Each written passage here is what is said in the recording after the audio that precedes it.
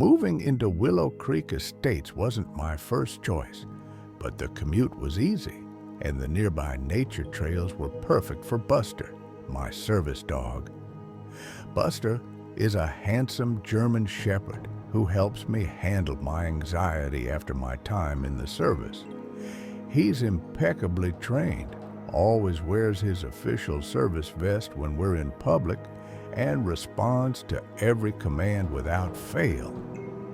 I know the Americans with Disabilities Act by heart, which is crucial when you depend on a service animal.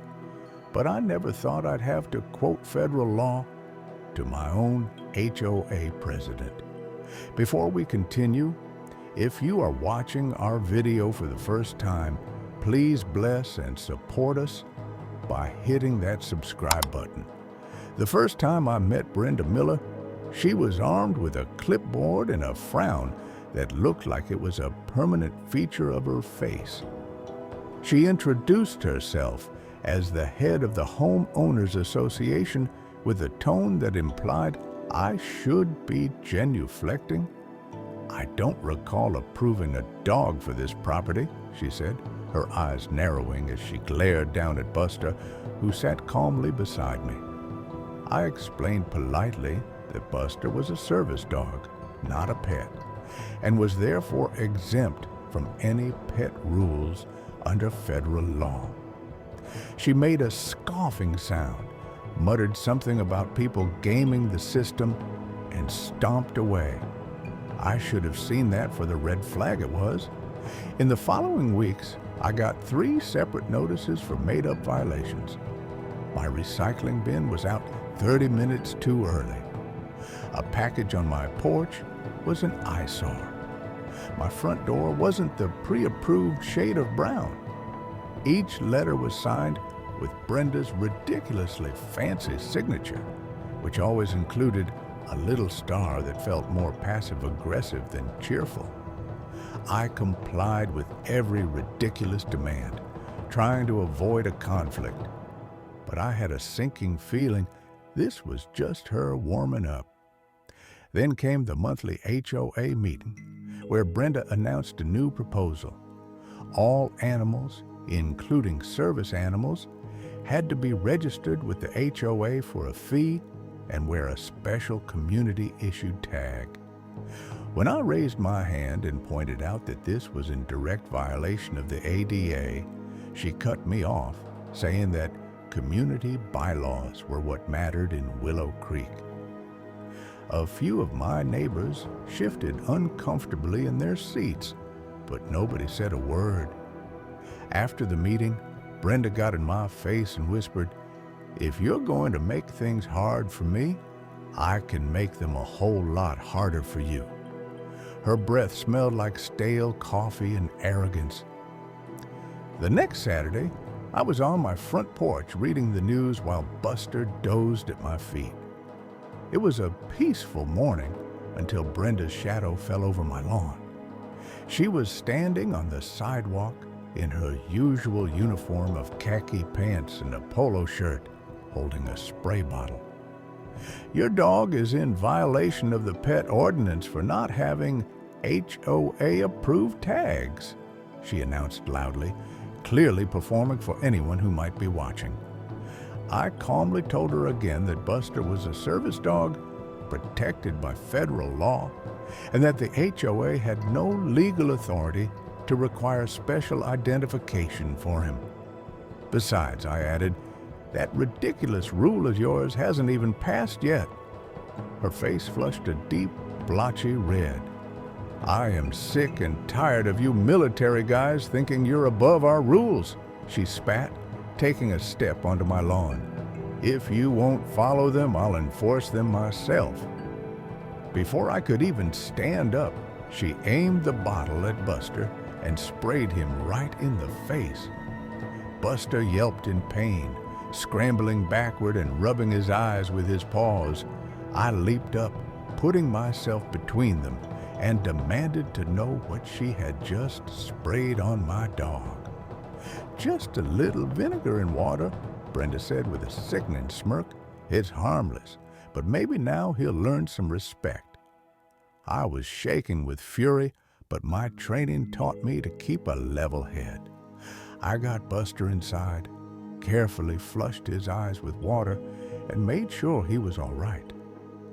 The vinegar had irritated his eyes, but luckily there was no permanent damage. Once I knew Buster was safe and resting, I called the police. 911.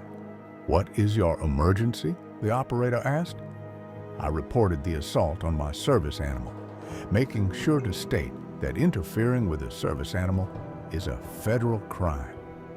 The operator took my address and told me officers were on their way. 20 minutes later, 2 officers were at my door. I explained everything, showed them Buster's service certification and training records, and pointed them to Brenda's house. One officer stayed with me to get a detailed report while his partner went to speak with Brenda.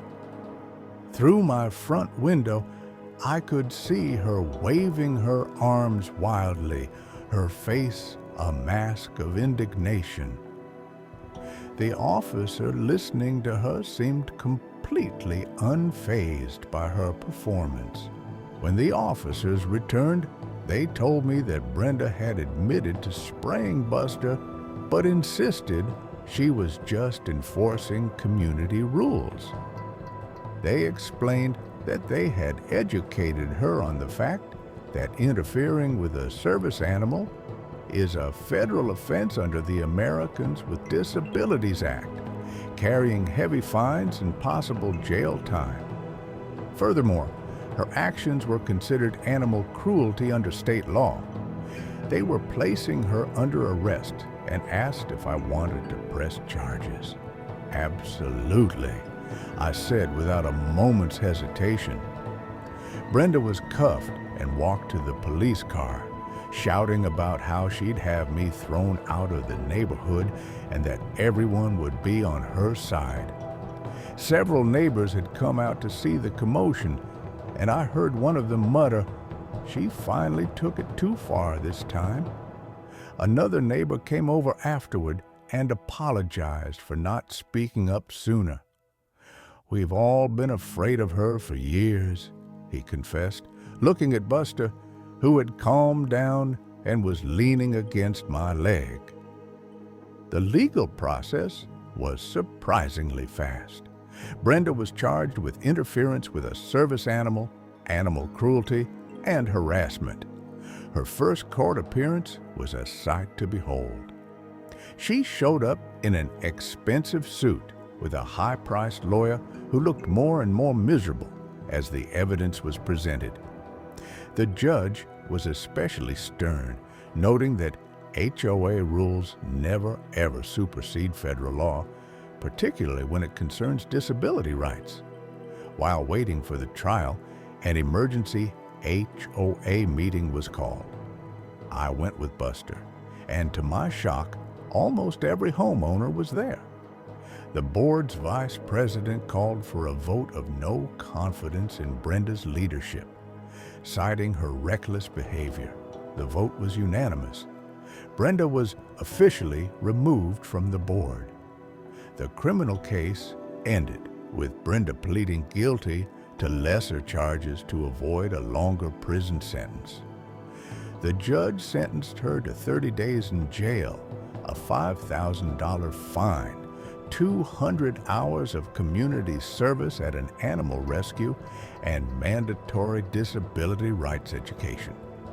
As the sentence was delivered, Brenda's face was a mess of shock and disbelief.